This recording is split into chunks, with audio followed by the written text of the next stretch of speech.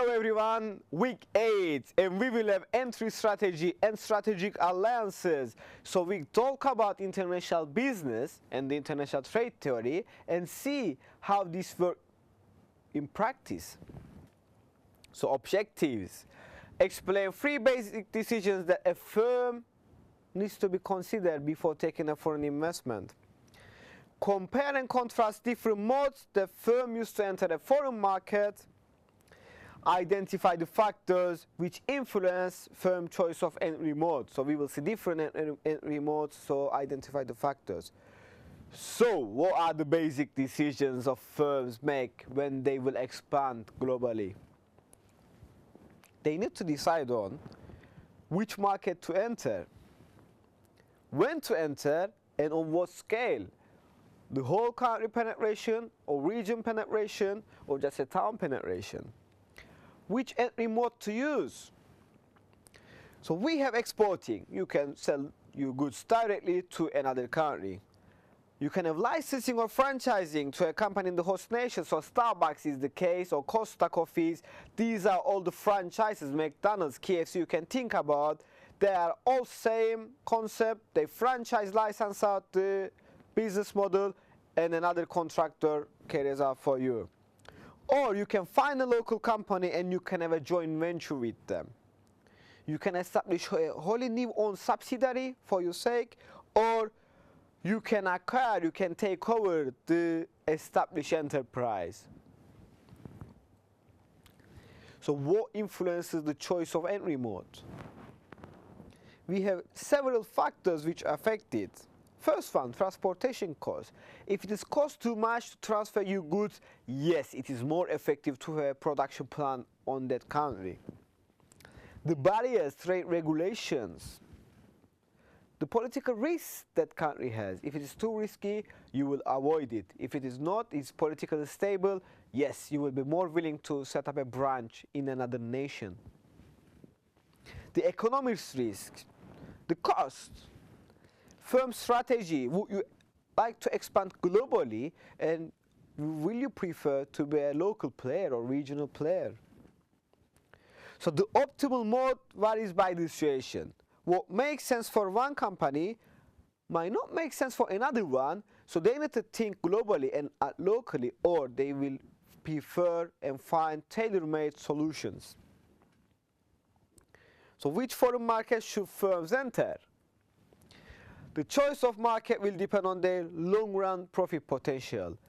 As we can guess, if you're doing business, you need to earn some profit. So favorable markets are politically stable, as we already talked. Have free market system, less regulation and less government intervention. They need to have relatively low inflation rates, so the prices might not go up and up every week. They also need to have low private sector debt, so they will become more willing, be favorable to get in. So when should a firm enter the foreign market? Should they be too quick or too late? Let's see about it. So one active market you find out, then you need to consider the timing. Entry is early when the firm enters foreign market before other firms. So you need to decide where you need to be first or last or second. So entry is late when the firm enters the market after firms which the others already established themselves in the market. They got recognition, they got transportation network, they got production facilities. So will you become able to beat them all, compete them all, and become successful? So we have first mover advantage. This is the advantage of when you are first in the market. So you have the ability preempt rivals by establishing a strong brand name. So everyone in the market, in the country, knows about you. So even there are somebody else comes after you as a company, they will prefer you as you already be famous there, recognized there. You have ability to build up sales volume and write down the experience curve ahead of rivals and gain a cost advantage over later entrants. And also, you will have the ability to create switching costs that tie customers into products or services, making it difficult for later entrants to win business. So make them become loyal to you, make them more difficult to switch you, then you will be the choice they will make. But what about if you are latecomer? So you have pioneering cost. So as a first mover disadvantage, you have pioneering cost. This is the cost when the foreign business is so different, so that in the home market you need to devote considerable time, effort and expense to learn the rules of the game. So the cost of business failure if the firm, due to ignorance of foreign environment, make some big mistakes. Also, you have the cost of promoting and establish a product offering, including the cost of educating customers. So this will be done by another firm if you are a latecomer.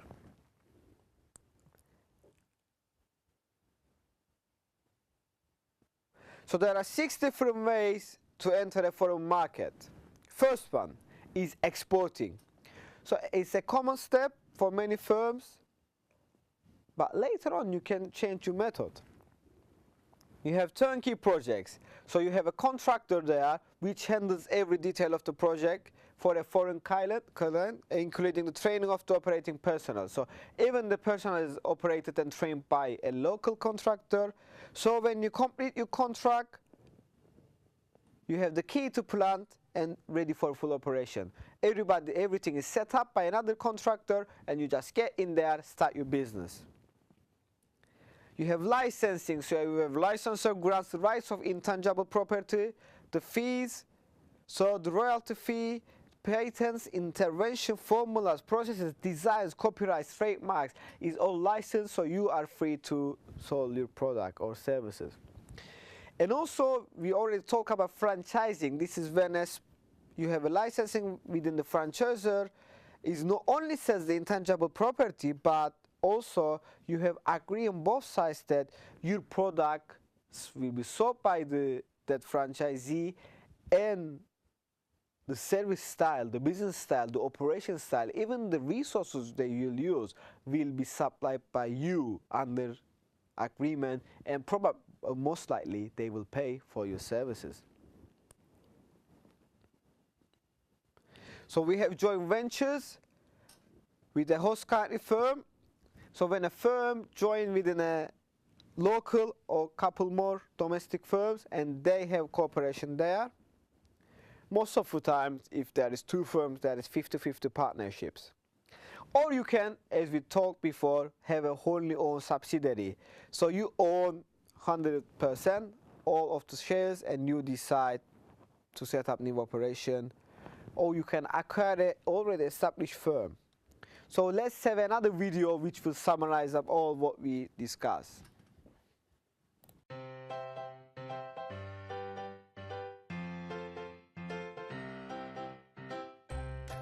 When organizations enter foreign markets, they make decisions about what kind of marketing and organizational setup to choose.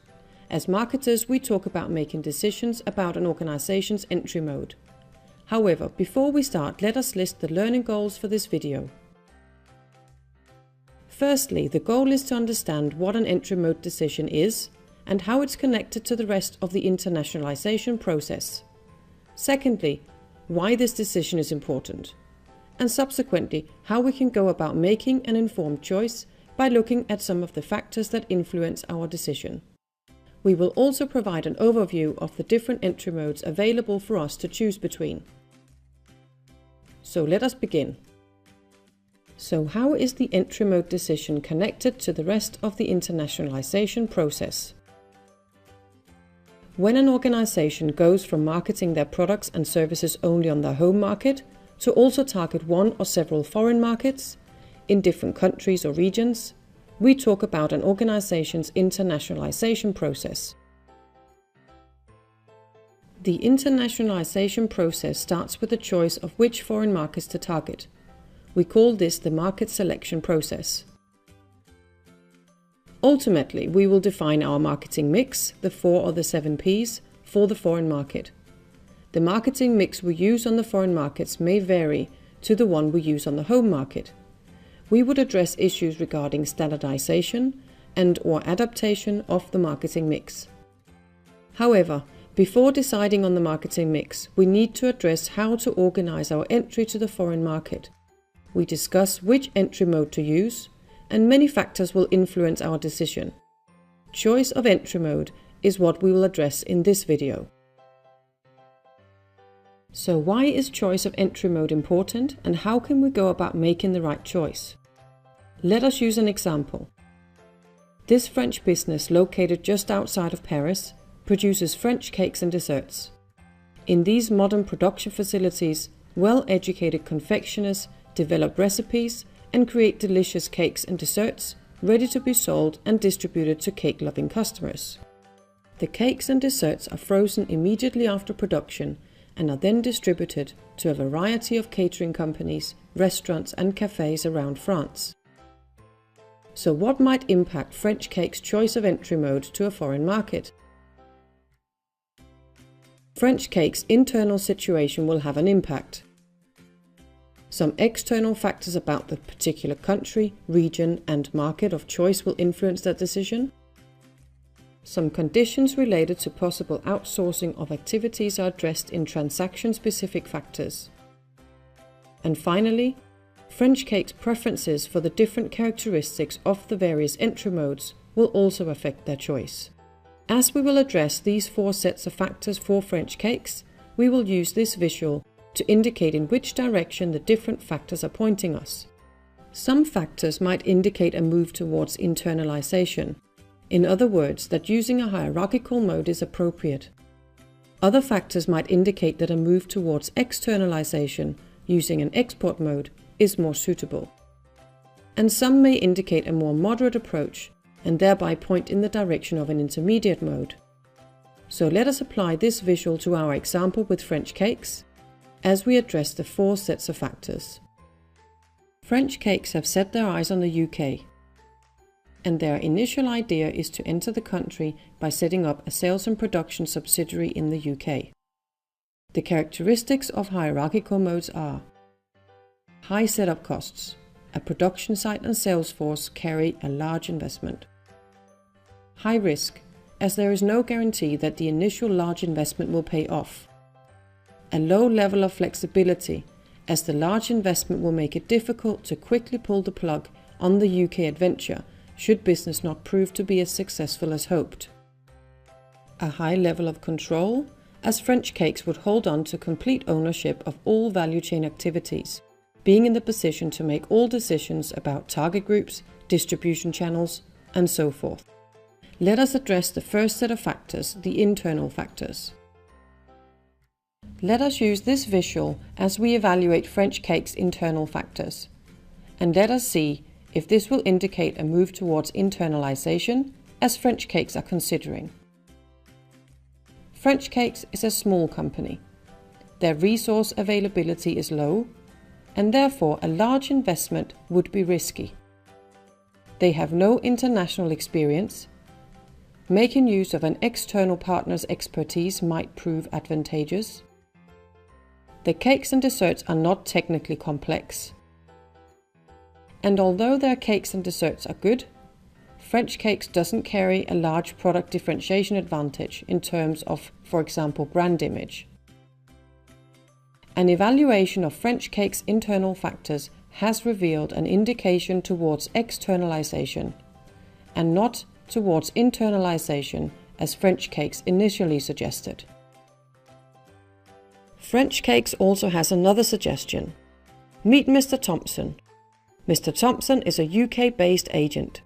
He would be happy to represent French Cakes and sell their products to appropriate intermediaries around the UK. Using Mr. Thompson would be using a direct export mode. The characteristics of export modes are: low costs, as French Cakes would not need to set up any facilities, start production or hire staff. Low risk, as the investment is low, French Cakes will not be taking a great risk with this setup. A high level of flexibility, as the ties to the UK market will be limited, it would be fairly easy to pull the plug on the UK adventure should business not prove to be as successful as hoped. But also a low level of control. French Cakes will have little control of how Mr. Thompson markets and sells their cakes and desserts. Will he choose appropriate sales channels? Might he favor possible competitors due to a more advantageous commission rate? And will he miss opportunities that French Cakes would have been able to take advantage of if they had had their own sales staff in the UK? Let us address the second set of factors, the external factors.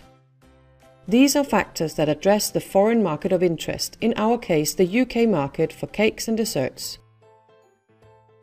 Let us use the same visual as before as we evaluate the UK market for French cakes, and see if they indicate a move towards French Cakes' second suggestion of using an agent.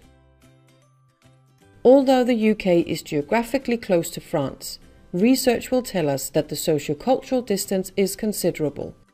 This would indicate that having a partner with local knowledge could prove to bridge this gap.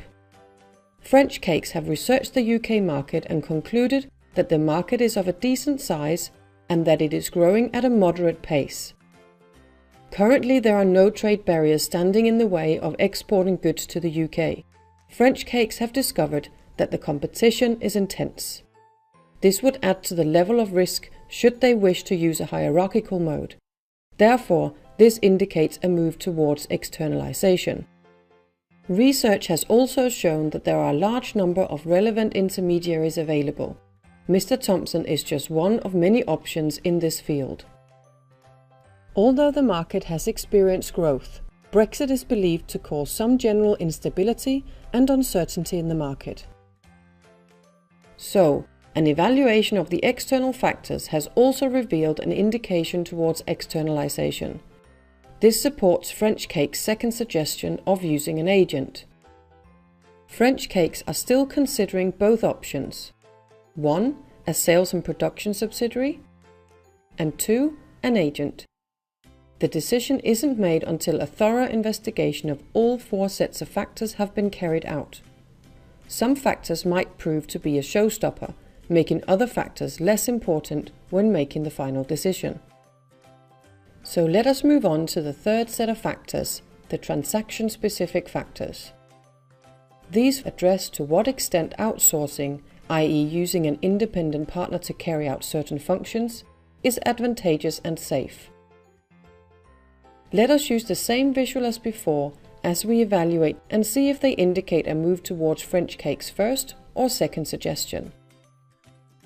The know-how and product benefits connected with the cakes and desserts are not considered difficult to transfer and explain to an independent partner.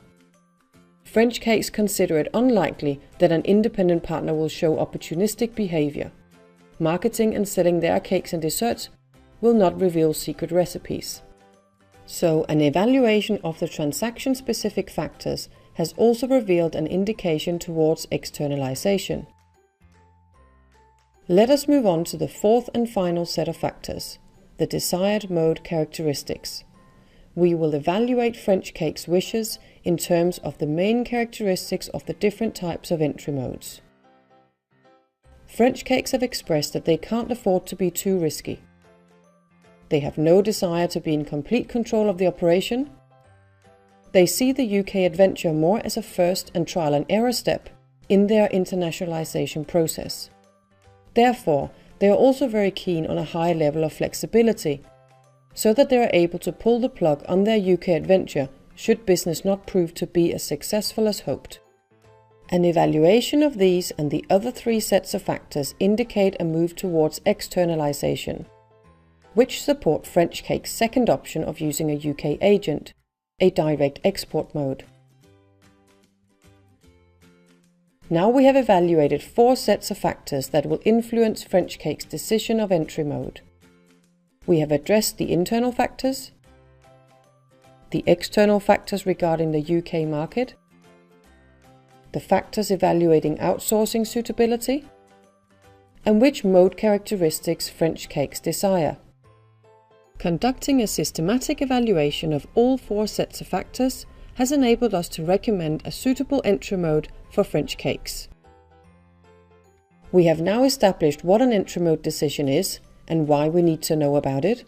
We have also gained knowledge of how to evaluate 4 sets of factors, which will help us decide on a suitable entry mode.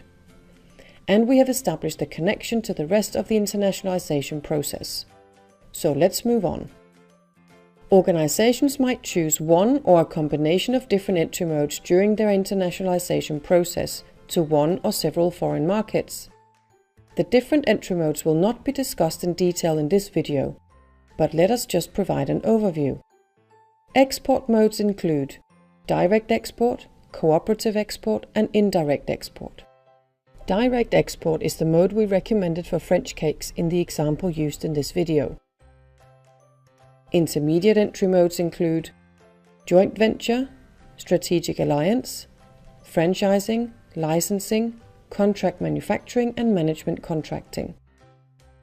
And finally, with the highest level of internalization, the hierarchical modes: transnational organization, region centers, sales and production subsidiaries, resident sales representative or subsidiary, and domestic-based sales representative. Sales and production subsidiary is the mode initially considered by French cakes in our example. In summary, we have now obtained an understanding of the what, why, and how of entry mode decision. And finally, we have provided an overview of the different types of entry modes. Do you want to learn more about entry mode decision making, market entry strategies, and each of the different entry modes, the internationalization process, and global marketing in general? I recommend that you read Global Marketing, 7th edition by Sven Hollensen. My name is Tina Wade. Thank you for watching.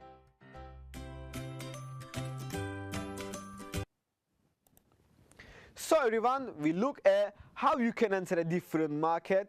We have 6 different forms, 6 different ways. We need to make some decisions about whether the market is safe enough, whether the economic situation is good there, what is the restriction about the trade. And when these are considered, we need to remember that each company, each business will have different strategy according to their decision, for their decisions. So in case if you have any questions, feel free to ask or send me a message on the portal, or feel free to send any email.